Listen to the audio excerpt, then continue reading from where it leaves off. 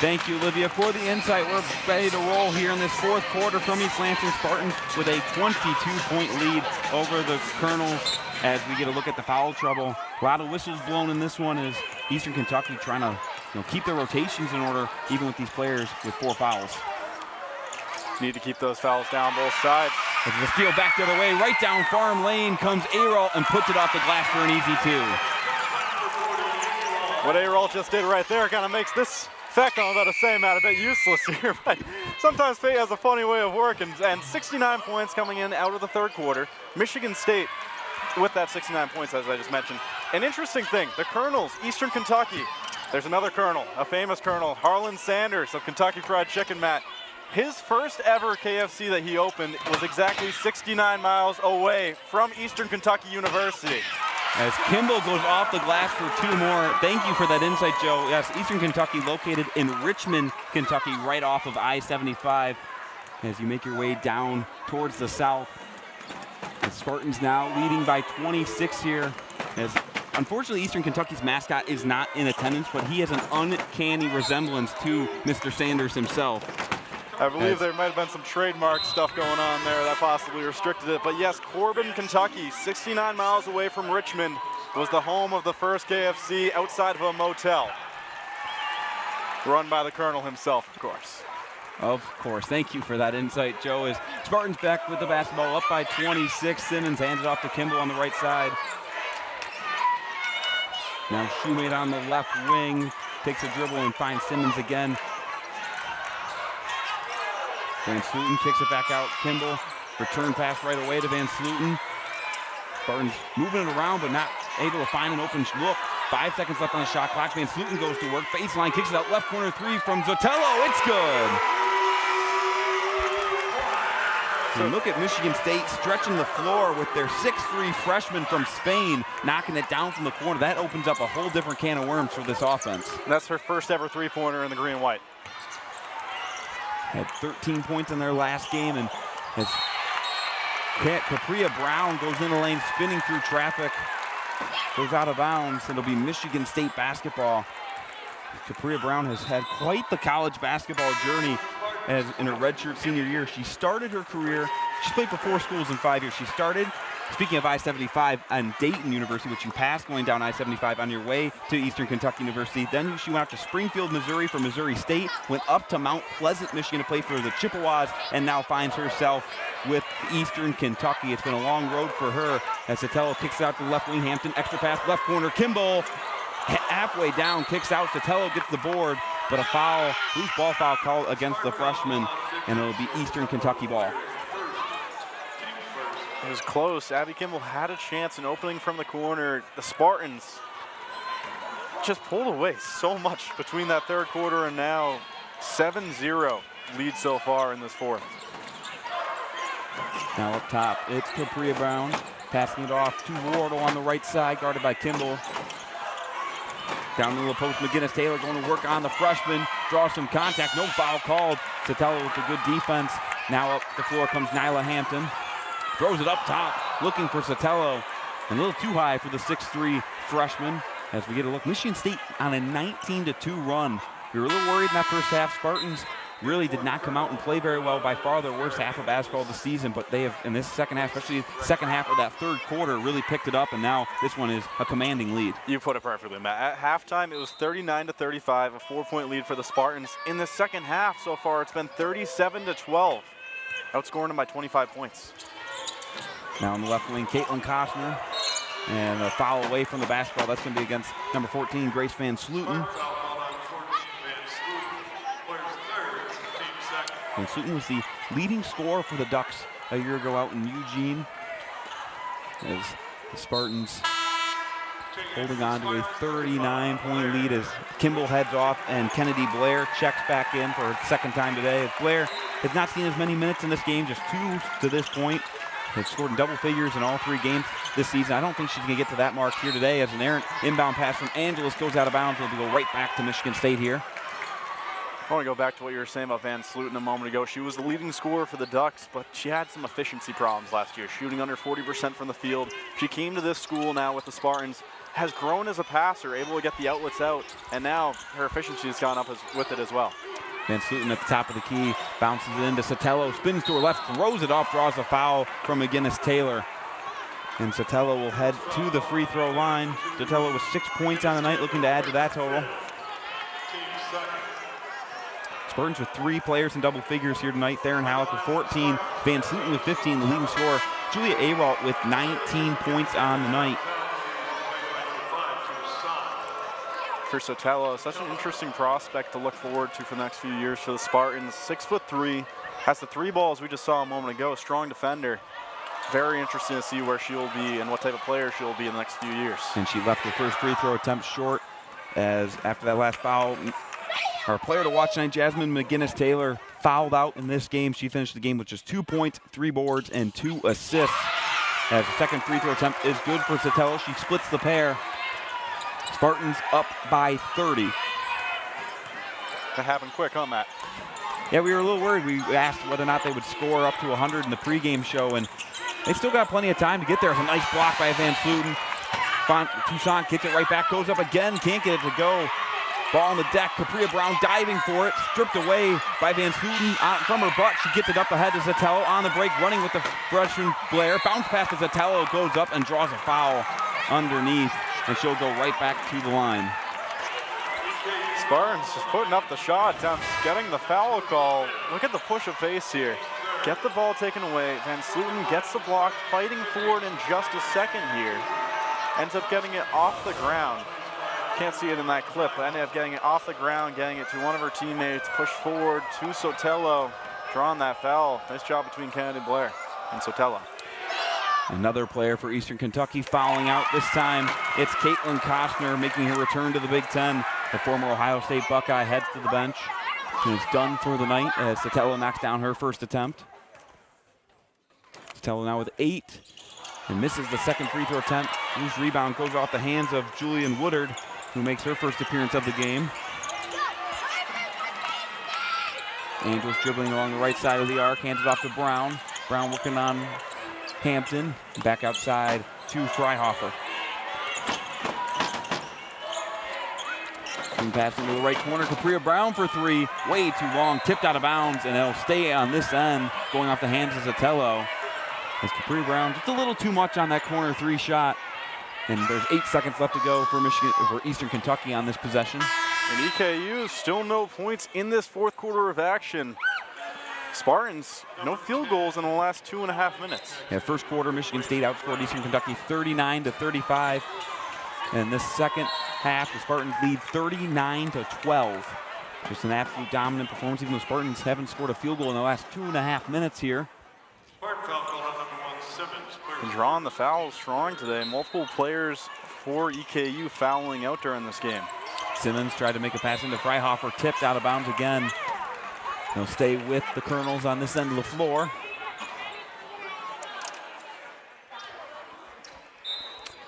Mia Wardle trying to inbound the freshman from Peoria, Illinois. Freihofer, the fellow freshman, spinning in the block, goes up, leaves it short off the rim. Sotelo with the board, and it connects with Kennedy Blair on the outlet pass. Blair picks up her dribble and returns it up top to Hampton. Hand off to Woodard. Catch and shoot 3, it's good. Julian Woodard coming in and knocking down her first shot of the game. Spartans up by 34. Fifth 3 of the year, 5 of 9 so far now. Looking good from beyond the arc. Woodard averaging 7 points a game in just 7 minutes a game here early on for the Spartans. Swinging around the arc, left side 3 for Eastern Kentucky, off the mark to the right. That was Emma Kelkin with the shot. Hand off to Nyla Hampton up top on top of the key, guarded by Wardle. Hampton goes in the lane, draws the foul, just throws it up towards the rim. Drawing some contact.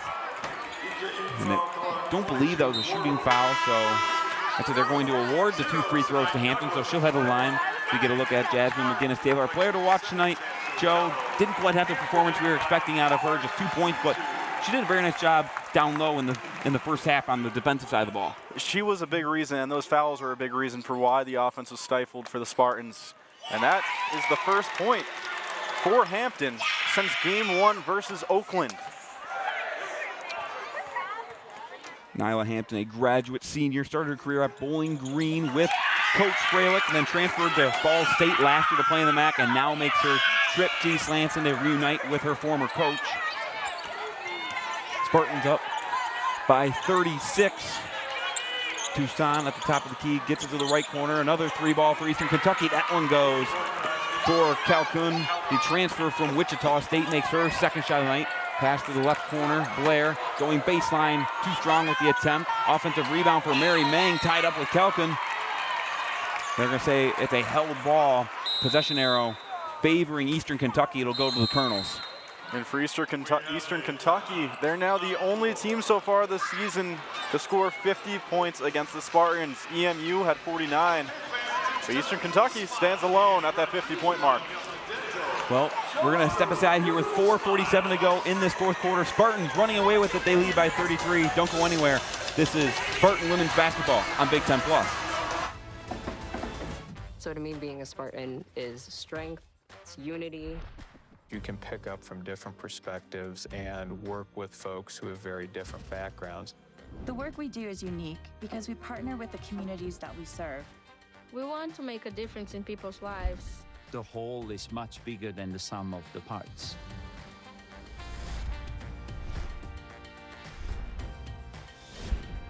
Michigan State University. Spartans well.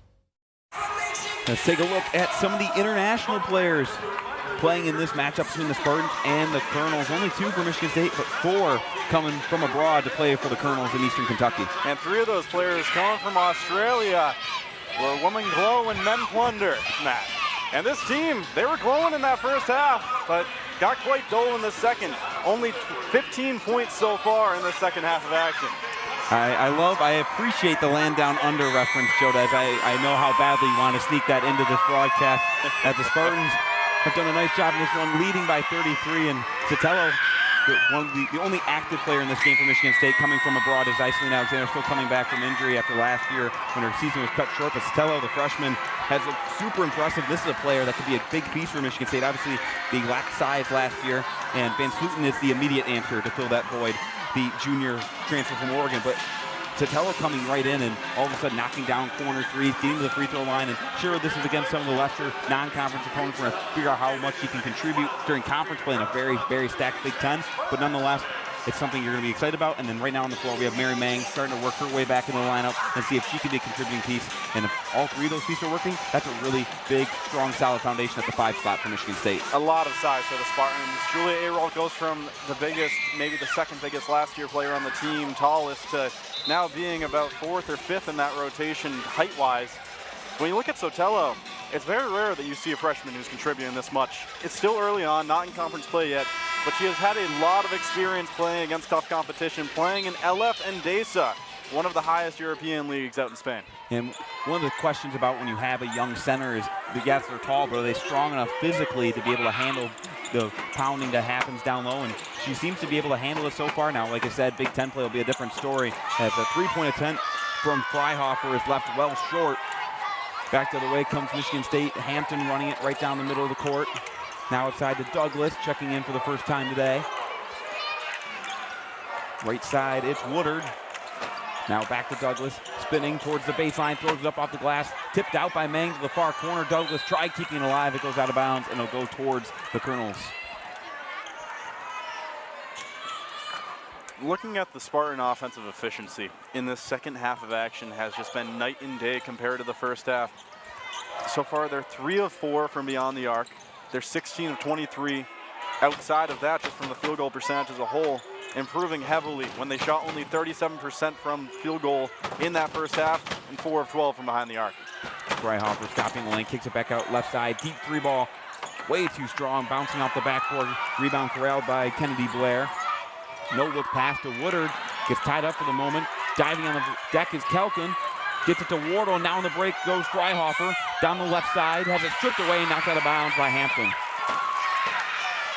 And Hampton has just done a great job at playing the defensive angle ever since Theron Halleck had all those fouls build up.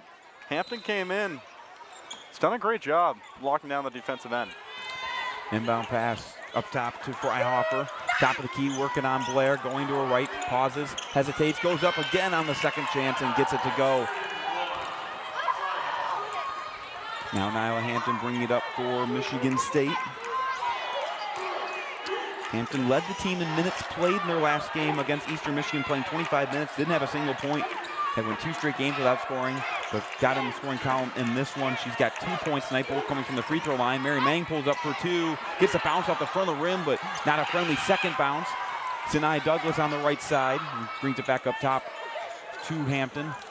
3 minutes to go in this one. Left wing 3 for Blair, no good. Offensive rebound, Mang, second chance effort, gets the foul. You mentioned it a second ago for Nyla Hampton. Hadn't scored since that Oakland game. She's got an assist here as well. Her first assist as well since that Oakland game. And she was a player last year for Ball State that wasn't the best scorer, had 9 points a game, which is solid, but she was really known for her distributing ability, averaged 5 assists a game, which is a team high, had over 3 steals a game for the Cardinals last year, which is very, very impressive, which led the team as well, as you can imagine, and then averaged 34 points a night. So she knew her role, wasn't known for her scoring ability, but getting everybody involved and being super active on the defensive end, which is exactly what Michigan State needs, as Mary Mang misses the first leg of the free throw, as another player for Eastern Kentucky is fouled out. Mang goes 0 for 2, offensive rebound. It's Woodard, lift it short, but gets fouled, and she'll try to go to the line and get 2 points for Michigan State, as number 5, Rafaela Toussaint, the graduate senior, is done for the night after she fouled out in this game. Spartans leading by 31. Woodard, the first free throw attempt, that one's good. The North Vernon, Indiana native. 2 for 2 from the free throw line coming into today on the season. Her second attempt is good as well, nothing but net. As Michigan State continues this second half dominance, outscoring Eastern Kentucky 46-17 in the second half. Just done an amazing job pulling away in the second half here. Angels on the right side, guarded by Douglas. Backs off to the right wing. Now gets it down low to Lindsay. Lindsay going baseline, has it tipped away. Lindsay lost out of bounds. They're going to say it's Michigan State basketball here with 2.5 minutes to go. It's looking like this game was, without a doubt, going to be the lowest scoring output by the Spartans to begin the season. They're only 10 away from 95 that they had against EMU. Woodard on the right corner, tries driving through the lane, pull up, throws it up with the right hand and gets it to fall. And this game, much closer than the score indicates. When you look at an 87-52 game, it seems like the Spartans had run away with it the entire time, but it really just started in the end of the third. Now back up the floor comes Kennedy Blair, weaving through traffic, takes a Euro step, long right-handed floater, left it short off the rim towards the far corner. Wardle brings it in. Woodard for Michigan State, who had the last made basket, knocked down her 7th point of the night, which matches her season average. As there's a timeout called by Greg Todd, as he wants a quick substitution for his players.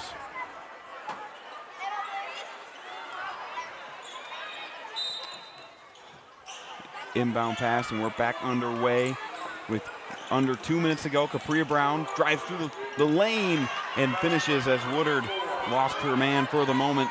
And now Capria Brown on the board with her first 2 points of the game. 3 ball from Woodard, green! And Woodard with her 10th point of the night, making it rain. Hasn't had a lot of minutes in this game, but here down the stretch in the fourth quarter, really connecting at the offensive end. There's no other way to put it besides she's been perfect so far. 3 of 3 from the field, 2 of 2 behind the arc, 2 of 2 from the charity stripe. What a game. Brown with the scoop off the glass, doesn't get the friendly bounce from the rim. Now Kennedy Blair brings it up for Michigan State. Woodard thinks about a long 3-point attempt, now hands it off to Holly. On the right side, Sinai Douglas, cross-court pass, left side, Woodard, another 3. It's good! Back-to-back triples for Julia Woodward. Just a heat check by Woodard, hitting every shot that she's been given the opportunity to take. Now driving inside is Cannon, kicks it out to Calkin. The Grand Rapids native Faith Walker underneath is blocked by Mary Mang. Not often you'll see a block as effortless as that one. And now Michigan State walks it across the timeline. Kennedy Blair, the Dearborn native, dribbling it out. 2-second difference between shot clock and game clock as Michigan State looks to close out this win as they lead by 39, putting over 90 points up on the scoreboard once again. Kicks out to the right wing. Woodard again. Yes! Another three. Julian Woodard. What a finish to the game for her. And all of a sudden, she's got 16 points, which is second on the team tonight. Woodard lighting the net on fire to make this not the lowest scoring output by the Spartans, topping the 95 they had against EMU. What a performance. And look at the bench coming out to celebrate with her. Spartans with a 42-point blowout victory, but they're celebrating like it was a buzzer beater win as they're happy for their true freshman coming in, knocking down a career high 16 points, going 4 for 4 from beyond the arc here in this fourth quarter. And all 16 of her points came in this fourth quarter. She had 16 of the Spartans' 27 points in this fourth. She just came in, really closed out the game for the Spartans. Before this game, she only had played 7 minutes for the green and white. What a performance from her. In a tale of two halves here in East Lansing. Michigan State only up by 4 at the halftime break after a 3-0 dominant start to the season. Second half, a completely different story. 57-19, they outscored the Colonels in the second half as Robin Fralick's squad in her second year off to a 4-0 start, and just no other way to put it in the second half than just pure dominance by Michigan State. That's a perfect way to put it, Matt. And I got to correct what I just said. She's been averaging 7 points per game, about 20 minutes played in the green and white before this one. What a performance from her. Coming into this game, she was 7 of 11 from the field. She was 4 of 8 from beyond the arc. And then today, just an amazing game overall from her as well. As we look at their total points for and against on the year, as a plus 531 point differential through their first 4 games as they continue to dominate and control here in this season. As Michigan State continues to control these games and just win by large margins. Michigan State, under Coach Fralick in their home non-conference games for the last year and a half, 96 points per game in home non-conference games under Coach Fralick. Just absolute pure dominance when they are on the home floor. Not the best opponent that they've played here at the Breslin Center, but they take care of business when they need to. Even after a not very good first half from them, they bounce back. And imagine had they been rolling in that first half, or maybe they probably wouldn't have came out as strong in the second half had they not played like they did in the first half. And what the strong second half is indicative of, Matt, is the strength of the coach. For Robin Fralick, she had to have shared the correct words of wisdom in that locker room, leading to that 57-point second half output. Just an absolute outstanding performance. 4 different Spartans in double figures as one of those players, the leading scorer, Julia Ayrault, with Olivia Klinsky courtside. And Spartan fans, don't forget, following tonight's game and select. I'm Olivia Klinsky, and I'm here alongside Julia Ayrault. Now, Julia, that first half included some of the Spartans' first trails of the season, and it ended 4 points away. You somehow come back, make adjustments. It ends 42 points with you over Eastern Kentucky University. What adjustments were made in order for that to happen? Oh, yeah. I mean, at halftime, Coach Fralick talked a lot about toughness, a lot of things that were happening. Obviously, we're only up 4 at the half, and she was like, we're doing it to ourselves. We're not being tough, and we needed to be a lot stronger inside and just different things like that. And so just kind of focusing on taking care of ourselves and not worrying about anything else was really our focus. For sure. And then as co-captain, what is your job and what role did you play in helping your team maintain a positive mindset and get to that win? Honestly, just kind of trying to turn things around. I think I got pretty frustrated in the first half and just kind of coming back a second half and thinking, okay, it's over with, it's done with, can't really change it now, and just kind of focusing on what's next and next play and kind of just trying to regroup and kind of refocus everything, to be honest. For sure. And then this is obviously the first game of the season where you weren't walking into that halftime locker room with a 30-plus point lead. What was that able to teach you about your team and how you work and what you need to improve on? I think it was really good for us. I think we needed to be challenged a little bit. I think obviously some of our games so far this year haven't been too close, so I think that was good for us to face a little adversity and kind of get frustrated for a second just because we needed to be challenged and see how we responded. So I thought we responded really well in the second half, regardless of what happened early on. Awesome. Thanks so much, Julia. Great game. Yeah, thank you. Of course. And thanks so much for watching us today. It is all for us here in East Lansing. And I am actually kidding. I'm going to send it right back to Joan Matt to close us out. Thank you, Olivia. As we look at the final stats from this one here from East Lansing, is Michigan State able to figure it out in the second half? And look at that, 33 free throw attempts, getting to the charity stripe and then taking advantage, going 24 for 33. And then you take a look at the efficiency as well for them. 50% from beyond the arc, just over 50% from the field. And most of that came from the second half of action. During the first half, they were in the 30s for both those percentages, but then 6 of 8 from 3 in that second half, 20 of 30 from the field in that second half. A lot of that coming down to the efficiency of Woodard. And you can see the dominance on the glass, out-rebounding Eastern Kentucky by 20. And Michigan State having their best shooting night of the season. They were averaging 34% from beyond the arc on the season for the first 3 games, now shooting 50%, trying to get up to their season average from a year ago at 37%. It was nice to see as Michigan State here at home in East Lansing off to a 4-0 start under head coach Robin Freilich, and year number 2, a